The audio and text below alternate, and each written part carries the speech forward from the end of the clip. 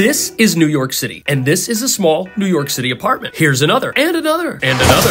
You hungry? Yeah, you got pancakes? Let me know in the comments which one's your favorite, or if they're all terrible, which is gonna make someone very sad. Charles, I know I just bought this bucket of coffee for you, but can you make a sad face for me? The first apartment we're seeing is in a 95-year-old luxury building. Luckily, there's an elevator. And even though the apartment was a little tricky to find at first, we eventually made it. What is going on in here? We got some renovations going on in here. This is $6,600. $6,600! If that sounds insane to you, that's because the view is insane for New York. And this place has a lot of windows and some really cool details that you don't see everywhere. It also comes with a knife. Put that down.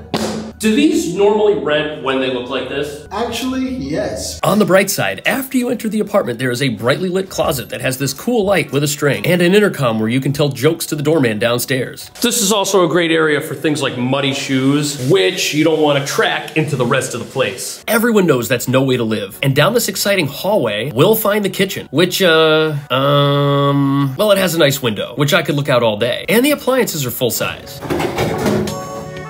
A Red Bull. I could use something to eat. Anything in the microwave? What the? Stop slamming! It was at this point that Charles decided to explain to me that if I break anything, it's his fault. I'm sorry. Just don't do it again. Now that you're impressed by the kitchen, look at how big the living room is. In fact, it's so big, I didn't realize someone was in here painting. Or this giant bucket of white paint. Oh no. Did I paint myself? Yo, how bad is this? You know, it looks like the new style. You just upgraded. Awesome. Kitchen table here. That's the TV spot. Here you could have a couch. Over here you could have a desk. And this window is facing the interior of the building, but I think that definitely looks cool. What's also nice is this hallway closet, which is big enough to turn into a bedroom or a meditation room. And around the corner from that, there's also a closet in the bedroom. Storage here is pretty good. Where would you put the bed? I would definitely put the bed in the middle so you can get both exposures coming out. How long have you been painting apartments for? In Switzerland a long time ago. Oh wow, okay. 20 years. And now for 20 years here. Your apartment will be painted by a Swiss painter with over 2 decades of experience. That's it. There's something about this place. I can't quite put my finger on it, but when I look at its quirks, like you'll see here in the bathroom, something about it just stands out as being cool and unique. Maybe it's this window that's frosted so no one can see you. Or maybe it's the fact that the toilet and the bathtub are eerily close to each other. If you clog this toilet, you need a different apartment. Do you have something else? Oh, I do. After seeing that first place, I had no idea what was coming next. But as we made our way up to the 15th floor, the door to the apartment popped open and I saw what looked like something from a totally different building. Look at those views. You could see basically everything. And the place was actually shiny and bright. This place is nice. You missed the best part. Well, if you thought the view was good from inside the apartment, out here, man, you get the real thing. That is New York's West Village right there, the most expensive part of town. This one, my friend, is 14 grand. What? That is an inconceivable amount of money. But we're standing on a terrace, which is bigger than most in a pricey part of town. So maybe it makes sense. This is 31 feet long. Definitely enough space for all the IKEA furniture that they sell for an outdoor space. People will know you're cool. Just do what these people are doing. Look at their fancy patio furniture. You could screw in a light bulb there and get yourself a porch light. And this fancy schmancy gutter, this will remove the rain from that guy's terrace. Look, it's doing it to the neighbors as well. That's theirs. You could put up some trees here though if you don't like these people. Or I guess they could do that if they don't like you. And this is so unique. Most luxury apartments, they don't really have outdoor space like this. This only exists because of the building. You could tell it's really old. It was built at a time when things were different. And if you look at this building over here, how it kind of steps up like a pyramid, that's exactly what ours is doing on the top. So this window, and that window is all yours. How big is this place? This is approximately 1,300 square feet. What's crazy is that that is like the entire financial center over here. You can see the buildings off in the distance. Even on a day like today, there's something to look at. 1, 2, 3 peaks. Very Art Deco. To get back inside, you walk down a small set of stairs into the living room, which is incredibly sunny, with some cool original details like these beams on the ceiling. Okay, this living room is really good. 19 feet by 12 feet, and it's separate from the kitchen, which means this entire thing can be a den or movie room, or even a third bedroom if you don't want to split this and pay 7 grand. If you think about it, that would actually work because we have a doorway over there and nothing else in here. But maybe just put a nice couch, a nice TV. Under the TV, you could have a table, call it a day, but there isn't.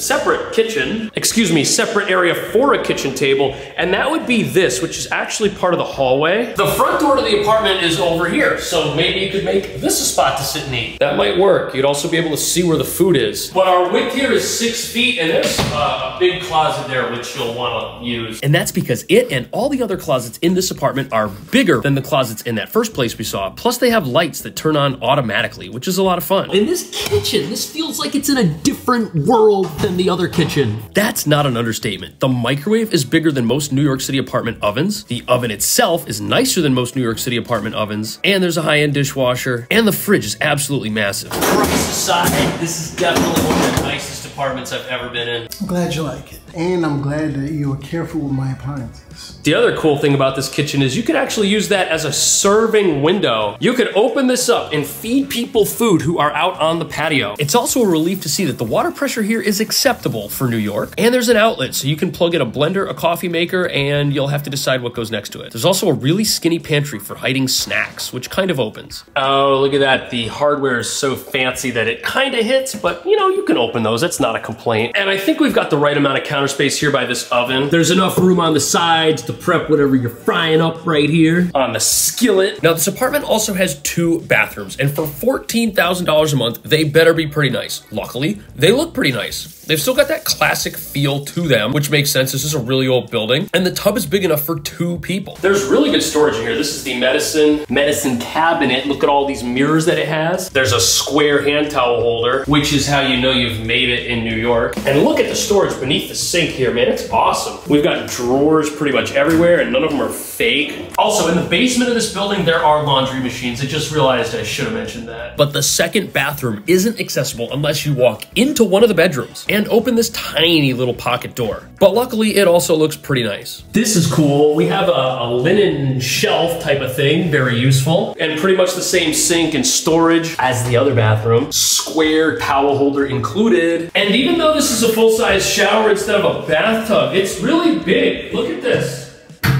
It's not just a box for cleaning yourself. Well, it kind of is, but there's a window. 15-story view from your bathroom. Check that out. Comfortable looking shower head. And it even has a little squeegee so you can wipe down the glass after you use this, which no one's probably gonna use. And as far as $7,000 sleeping rooms go, these are pretty nice. Lots of windows. The view is incredible no matter which direction you look. And look at all these closets. You could even live inside of them instead of in the room. But there is one problem. I feel like whoever gets this room is gonna make their other roommate jealous. This is 15.5 by 10.5. And the second room, it's a little bit smaller. And it has the patio view. Dimensions here are 15.5 by 9. So it'll still fit a queen bed. We've got ourselves 2 closets. Look at this one, it has a built-in dresser, very handy. It just doesn't have its own attached bathroom, which means that whoever gets this is gonna pay a little bit less than whoever gets the other room, because that's what's fair, and that's what you do, because if it's not fair, your roommate's gonna leave you,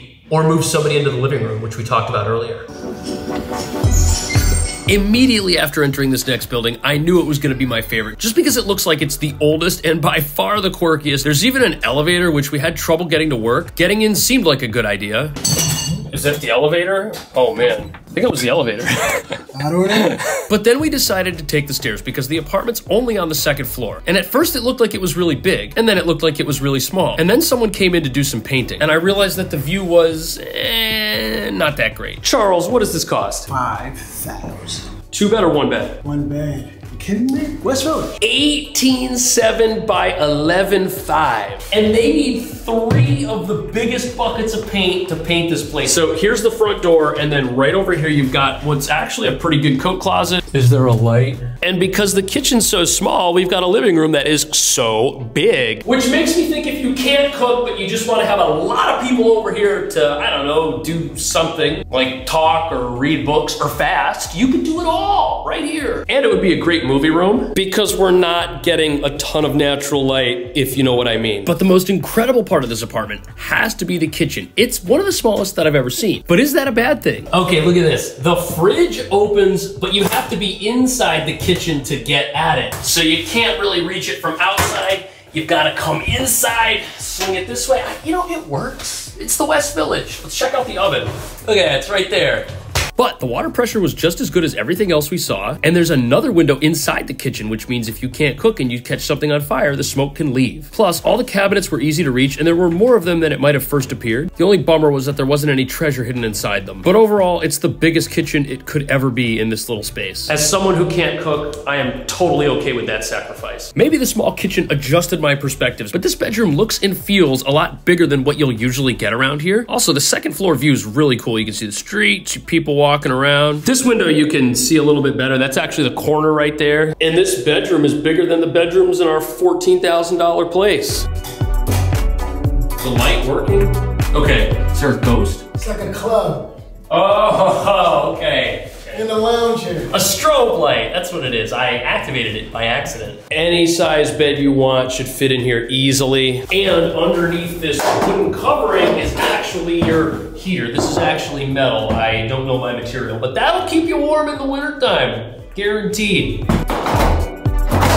The closet that we've got in here is actually pretty deep. It goes back nice and far, plus we got those shelves. Also, what's cool is in this little hallway that leads from the bedroom to the bathroom, got ourselves, like, I guess a linen closet, a pantry, a dual purpose closet, or potentially even a triple purpose closet. There are so many shelves in here. The bathroom itself, this is another one of these bathrooms. I love these strange and bizarre bathtubs. Man, they are so cool. Got the spout right in the middle. This one's over here instead of over there where you'd expect it to be. But it's a big room, and those modern buildings that are super fancy, they have zero character. If there's nothing wrong with it, it has no character. If there's a lot wrong with you, buddy, you've got a lot of character. Maybe too much character. Look at this quirky little sink. I like this. You can put some stuff underneath it. We've got a medicine cabinet, which looks like it is new and pretty big. One towel holder everyone can reach, one only some people. Also, look at the design on this one, and look at the design on this one. It must be custom. This is a custom West Village apartment. And if you want any of these, talk to Charles, check out his YouTube. Thank you for watching. See you in the next video.